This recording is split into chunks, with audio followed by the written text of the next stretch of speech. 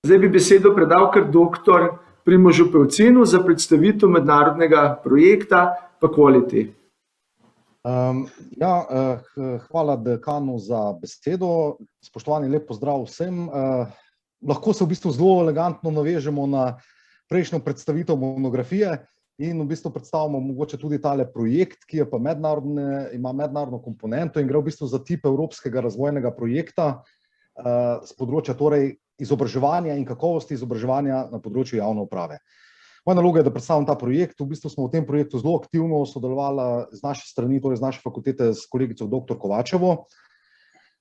Kontekst tega projekta je v bistvu zelo primeren, ravno zaradi tega, ker se projekt res zaključuje. Smo v tisti sklepni fazi, uradno sicer se je projekt zaključil avgusta letos, ampak je dejansko prišlo do tega, da se bo projekt dejansko še za kak mesec recimo potegnil pri tej zadevi, da rešimo pač te same zadnje ključne stvari.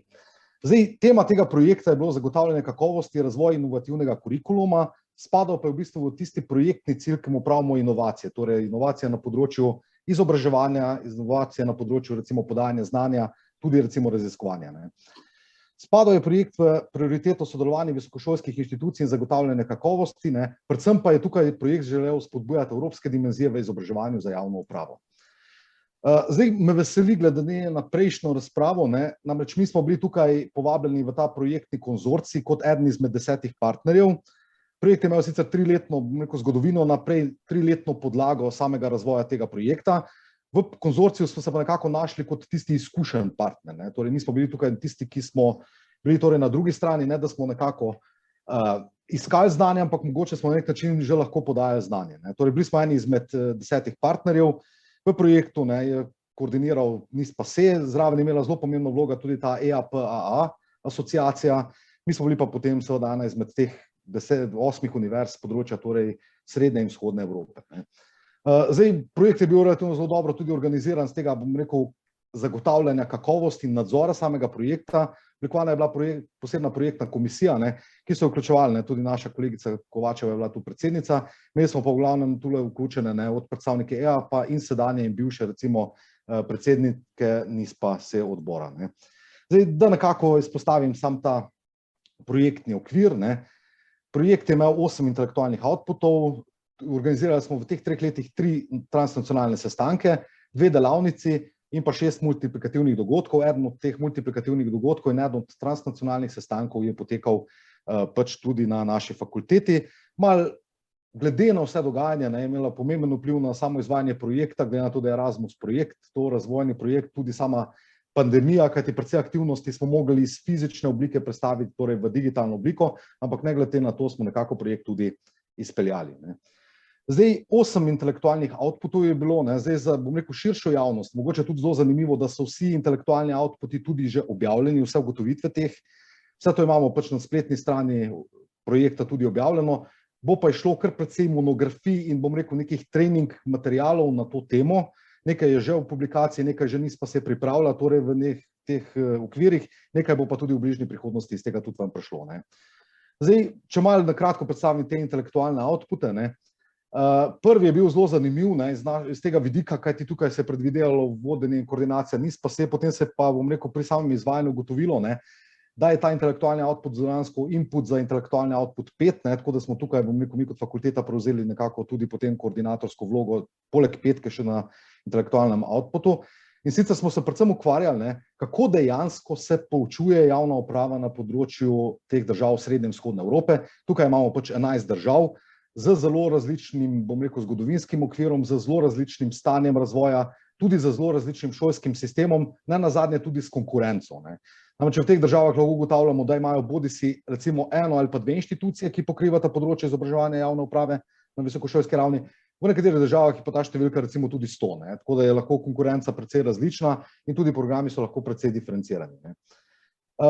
Posebej smo se ukvarjali dejansko s kompetencami v tem samem projektu, torej kakšne so tiste vhodne, kakšne so izhodne, kaj ne bi v bistvu učili za samo relevantno za prakso. No, drugi output dejansko je tudi lepo javno objavljen, je odprta platforma za izboljševanje kakovosti proučevanja javne uprave, kar je tukaj zanimivo. V okviru projekta je bila izpostavljena dejansko baza podatkov o vseh programih z področja javne uprave v državah srednje in vzhodne Evrope.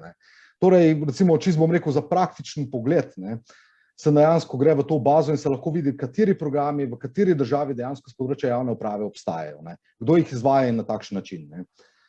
Posebej smo se dejansko ukvarjali v intelektualnih outputih 3 in 4 z izboljševanjem kakovosti izobraževanja. Konkretno smo delali, bom rekel, tiste tako imenovane, ne, bom rekel, pomoč pri samopisanju, recimo samoevalvacijskih poročil in pomoč dejansko pri evalvacijah za potrebe recimo pridobivanja EAPA akreditacij.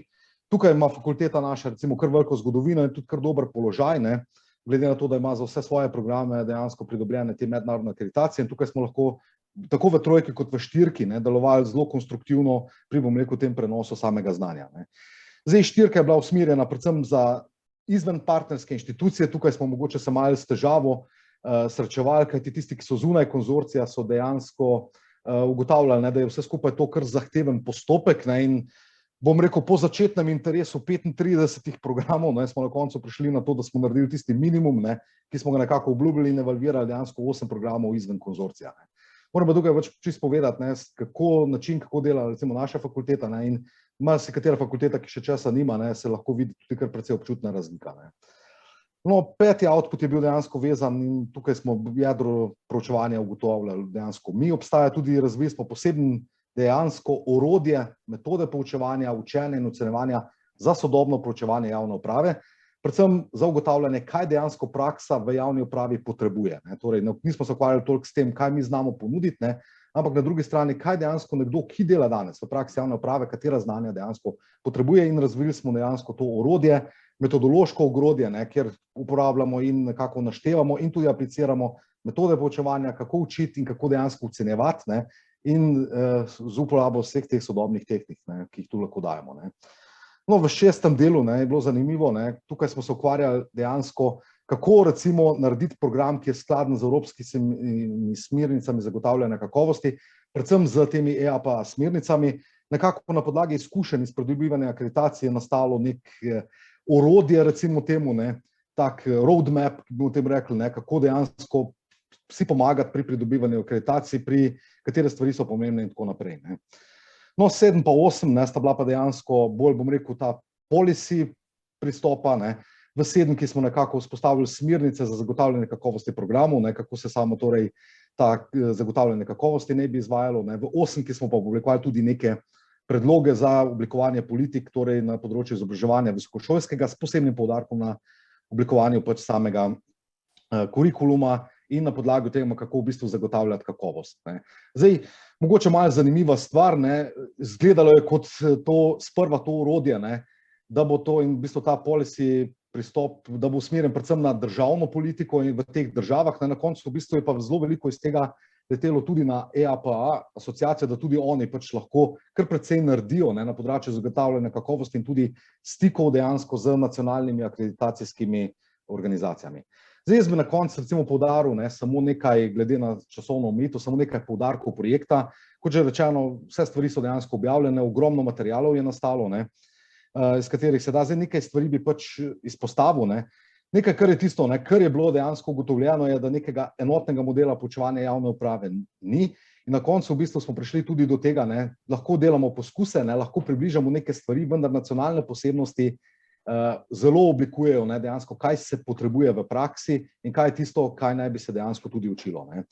Zdaj, zanimivo je tudi ta raznolikost programov z področja javne uprave in tudi raznolikost njihove umestitve. Kaj želim s tem povedati? Mogoče recimo dostikrat se tisti, ki delujemo na področju proučevanja v javni upravi in raziskovanja, srečujemo, kam dejansko to področje spada. Ne. In tudi na področju držav Srednje in Vzhodne Evrope, ki imajo neko, bom rekel, zgodovinsko, ne, sorodnost, ne, se ugotavlja, ne, da so ti programi bodisi samostojni ali pa priključeni na področje politologije, na področje recimo poslovno-ekonomskih ved ali pa bo dejansko največkrat tudi na področje samega prava. Ne.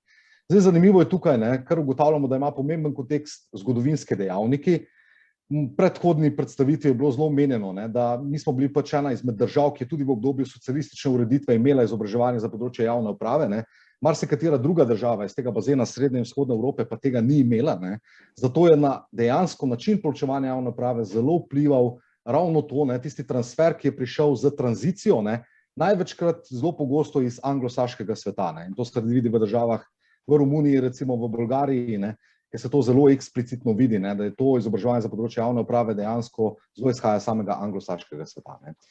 Mogoče ena taka zanimiva stvar, ne, pričakovali bi dejansko, da prihaja do neke konvergence programov z področja javne uprave, ne, v teh letih, bom rekel, po tranziciji dejansko, po vključitvi v EU in tej dobi 3 desetletjih nekakve transformacije, no, ugotavljamo, ne, da je ravno nasprotni trend, da so programi dejansko v teh državah čedalje bolj raznoliki, ne, da dejansko izrazito še prevladuje ta ponudbeno usmerjeno poučevanje, ne, torej poučevanje, ki izhaja iz tega, kaj dejansko tisti, ki uči, zna učiti, ne, in potem to ponuja torej poslušalcem, ne pa iz tistega pristopa, ne, ki mu rečemo povpraševanje, torej kaj dejansko praksa potrebuje, ne, in potem dejansko učitelj prilagodi način poučevanja. Ne. Tako da tukaj smo potem razvili tudi nekaj dejansko kompetenc in načinov poučevanja za te tako imenovane fleksibilne generaliste, kar je bil nekako zaključek, kaj naj bi poučevali, ne. Glede na koncept projekta, ki je bil izrazito mednaroden, torej tukaj nismo gledali posebnosti v nekih državah, ampak smo poskušali iskati neke skupne točke, kako za to področje razviti sam torej mehanizem izobraževanja, ne. Od tega, ne, da dejansko imamo neke hibridne načine poučevanja, da ta razkorak med teorijo in prakso zmanjšamo, predvsem pa, da izobraževanje oblikujemo torej iz načina, da gledamo iz prakse, potem gremo pa navzgor v teorijo, ne pa iz obratnega pristopa. Ne. Vse te smernice so tudi nastale in so tudi objavljene. Ne. Pomembno pa je, da smo se ukvarjali tudi s tem, koliko dejansko študente lahko v teh programih naučimo. Moram povedati, da smo za en naš program tudi testno to izpeljali. Ne. Razliko v tem, kaj študent znal, recimo kompetenc, koliko kompetenc je znal pred poslušanjem recimo na študijskem programu in koliko jih je osvojil potem na koncu, ne, ko je torej odšel ven iz fakultete. Naredili smo en obsežni intervju, ne, naredili smo eno fokusno grupno skupino in bil tudi en anketni vprašalnik, tako da smo nekako z mešanimi metodami prišli do zelo zanimivih ugotovitev, ne, predvsem pri proučevanju nekih mehkih vsebin, ne, se poraja še kar precej možnosti za izboljšave. Ne. Tako da mogoče čisto tista zadnja, ne, sklepna recimo ugotovitev, ne, kar lahko ugotovimo, ne, fakulteta, ne, recimo naša, ne, kar je mogoče čisto, ne, zanimivo, ima relativno močno fakultetno jedro, ne, torej veliko je relativno raziskovalcev in tudi pedagogov, ki se ukvarjajo s področjem proučevanja torej javne uprave. Ne. Tukaj imamo pač eno zelo zanimivo, ne, rekel, kar veliko prednost, ne. Predvsem pa mogoče ostaja recimo izziv, ne, pri vseh teh, ne, dejansko multidisciplinarnost, ne, tista prava izhajanje iz problemov, ne toliko, bom rekel, grajenje, ne, Lego kock, torej ena veda, druga veda, tretja veda in potem kar skupaj nastane, ne, ampak da izhajamo iz problemov, ki jih potem kompleksno, multidisciplinarno nekako rešujemo. Ne. Izziv je seveda pa tudi postavljanje dejansko poslanstva, ne samih fakultet, ampak tudi poslanstva, zakaj neki programi obstajajo, ne, kako so neki deležniki torej vključeni. Ne. Zdaj, čisto tista zadnja sklepna misel, ne, pa seveda ostaja, ne, pridobivanje mednarodnih akreditacij je bilo tudi v prejšnji predstavitvi omenjeno, ne, da je fakulteta pač to, bom rekel, pred dobrim desetletjem tudi počela, ne, in tudi uspešno pridobila. Ne. Vemo pa, da nekako izvajamo paralelni sistem nacionalnih in mednarodnih akreditacij. Ne. To je pa dejansko tisto, kar lahko iz projekta damo tudi, bom rekel, nek napotek za oblikovanje politik, ne, in pa tudi za smernice delovanja same EAPA.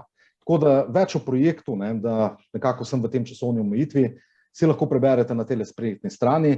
Tam so objavljene tudi dejansko vsa orodja, ki so nastala, vse smernice in tako naprej. Prihajajo pa v bodočnosti tudi številne publikacije, ne, v okviru NISPA presa na to temo. Tako da najlepša hvala, ne, za besedo, pa nasvidenje.